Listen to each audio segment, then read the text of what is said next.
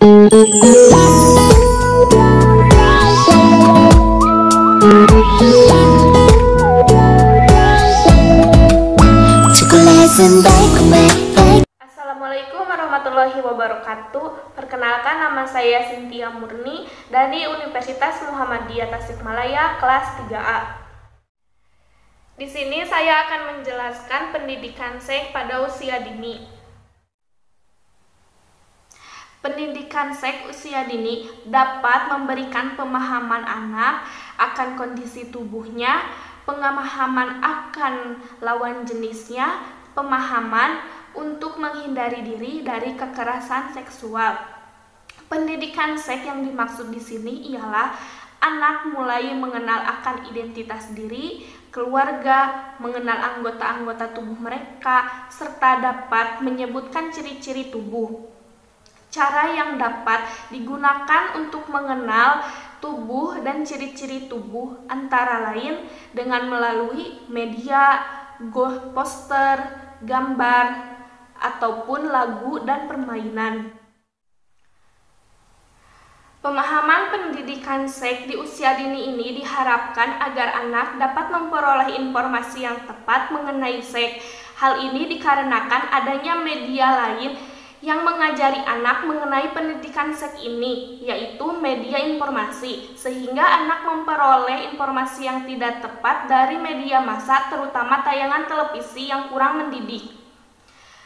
Dengan mengajarkan pendidikan seks pada anak, diharapkan agar anak dapat menghindari dari resiko negatif perilaku seksual maupun perilaku yang menyimpang. Assalamualaikum warahmatullahi wabarakatuh. Perkenalkan, nama saya Hana Hemalina Sutaria. Saya dari kelas 3A program studi S1 Keperawatan Universitas Muhammadiyah Tasikmalaya. Di sini saya akan menjelaskan tentang manfaat pendidikan seks pada anak usia sekolah.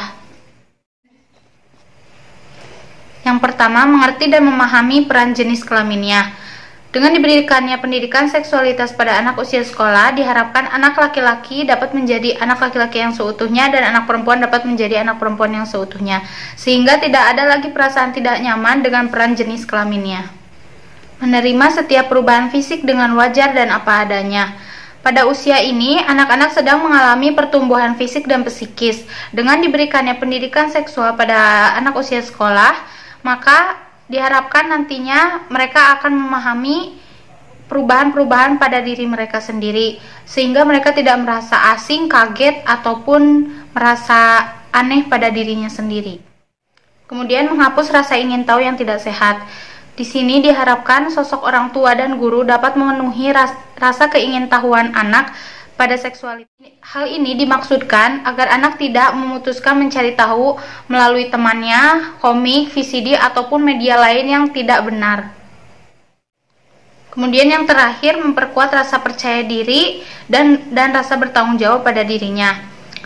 Rasa percaya diri pada anak akan timbul ketika anak sudah nyaman dengan dirinya sendiri, dan rasa nyaman itu akan timbul ketika anak telah mengetahui bagian-bagian dari dirinya dan fungsi-fungsinya, sehingga ia dapat membedakan mana perbuatan yang boleh dilakukan dan tidak dilakukan.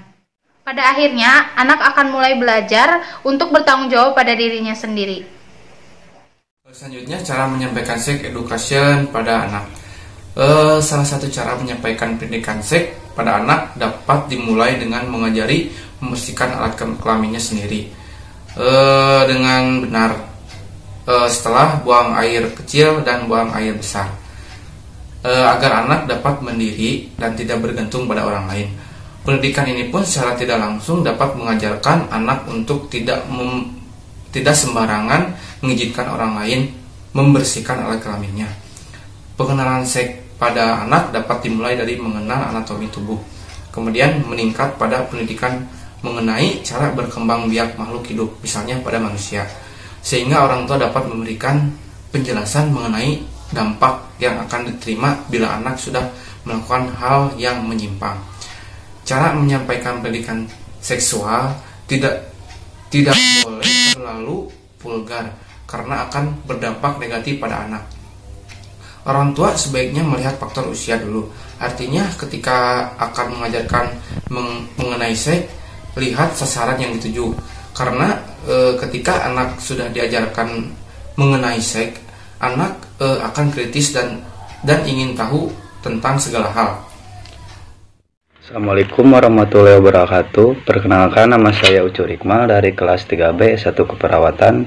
Di sini saya akan menyampaikan cara menyampaikan seks edukasi pada anak. Jika menunda memberikan pendidikan seks pada saat anak mulai memasuki usia remaja, maka itu sudah terlambat karena di zaman di mana informasi mudah dapat dari internet dan teman sebaya. Maka saat anak usia remaja, mereka telah mengetahui lebih banyak tentang seks dan kemudian besar dari sudut pandangnya yang salah. Cara yang dapat digunakan mengenalkan tubuh dan ciri-ciri tubuh antara lain melalui media gambar atau poster, lagu, dan permainan. Pemahaman pendidikan seks di usia dini diharapkan agar anak dapat memperoleh informasi yang dapat mengenai seks. Hal ini dikarenakan adanya media lain yang dapat mengajari anak mengenai pendidikan seks itu, yaitu media informasi, sehingga anak dapat memperoleh informasi yang tepat dari media informasi, sehingga anak dapat memperoleh informasi yang tidak dari media massa, terutama tayang televisi yang kurang mendidik karena rasa ingin tahu yang besar. Jika anak tidak dibekali pendidikan seks, maka anak tersebut akan didapat dari teman sebaya atau internet yang informasinya jadi salah. Karena itu, lindungi anak-anak Anda sejak dini dengan membekali mereka pendidikan mengenai seks dengan cara yang tepat. Pendidikan seksual yang benar harus memasuki unsur-unsur hak asasi manusia, juga nilai-nilai kultur dan agama diikuti, serta sehingga akan menyertakan pendidikan akhlak moral juga. Assalamualaikum warahmatullahi wabarakatuh. Perkenalkan, nama saya Putri Safia. Nah, di sini saya akan memberikan penjelasan tentang menjaga alat kebersihan genitalia. Untuk yang pertama, setelah buang air kecil atau besar, usahakan untuk selalu mencuci bagian luar alat kelamin dengan air dan sabun. Selanjutnya, untuk yang kedua, kebersihan pakaian dalam. Sepatutnya dalam sehari minimal mengganti pakaian dalam sebanyak 2 kali.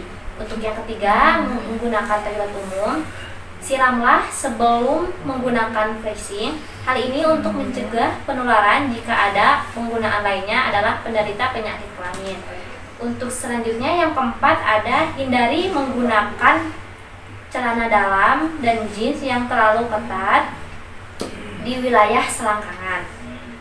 Untuk memakai celana dalam dan celana jeans yang terlalu ketat di wilayah selangkangan dapat menyebabkan kulit susah untuk bernapas dan akhirnya dapat menyebabkan daerah tersebut berkeringat.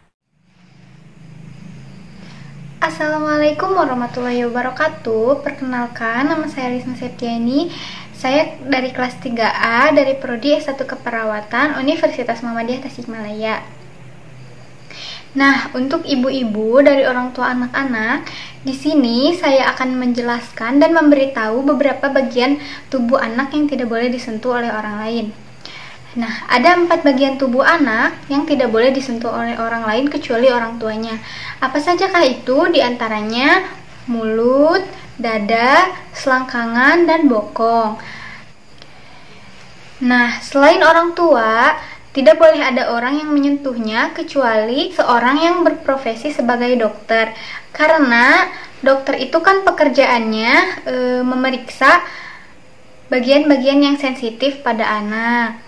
Itu diperbolehkan, tetapi harus dalam pengawasan orang tuanya. Selain itu, ibu juga harus memberikan edukasi kepada anak-anaknya bahwa 4 bagian tubuh itu tidak boleh disentuh oleh orang lain. Jika ada yang menyentuhnya, anak akan merasa malu, merasa jijik, merasa tidak nyaman, bahkan anak juga bisa merasa kesal.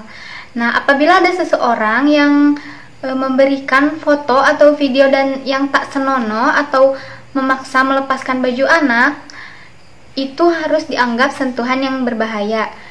Nah, bisa juga disebut dengan sentuhan yang berbahaya. Assalamualaikum warahmatullahi wabarakatuh. Perkenalkan, nama saya Apep Ibnu dari kelas 3A S1 Keperawatan. Selanjutnya yaitu tindakan yang harus dilakukan oleh anak ketika dilecehkan. Pelecehan seksual bisa menimpa siapa saja, baik anak laki-laki maupun anak perempuan. Dampak dari pelecehan seksual yaitu akan merusak psikososial dan tumbuh kembang anak pada masa depan. Karakteristik pelaku pelecehan seksual, biasanya mereka pertama-tama akan merayu pada anak, kemudian setelah merayu, mereka akan mendekatkan diri kepada si anak dengan cara memberikan perhatian khusus kepada si anak. Kemudian mereka akan mengadakan kontak fisik dengan anak dengan cara memberikan belayan sayang dan permainan. Kemudian si pelaku mungkin akan sering memberikan hadiah kepada si anak untuk menarik perhatian si anak. Selanjutnya ia mulai memisahkan si anak dengan orang tuanya agar ia bisa berduaan saja dengan si anak. Selanjutnya, setelah pelaku mendapat kepercayaan dari anak dan orang tuanya, kemudian ia mulai beraksi dengan cara memanfaatkan keingintahuan wajar si anak tentang seks, yaitu dengan cara memberikan tontonan pornografi kepada si anak supaya perilaku tersebut dianggap normal. Nah, setelah berhasil melecehkan sang anak, kemudian si pelaku akan membungkam sang anak dengan berbagai taktik liciknya, dengan cara mengancam, memeras, dan menyalahkan sang anak. Nah, berikut ada tindakan yang harus dilakukan oleh anak ketika ada orang asing yang berusaha mendekatinya dan berusaha untuk menyentuh 4 bagian terlarang anak. Yang pertama, berteriak, kemudian meminta tolong, kemudian berusaha menghindar dengan berlari.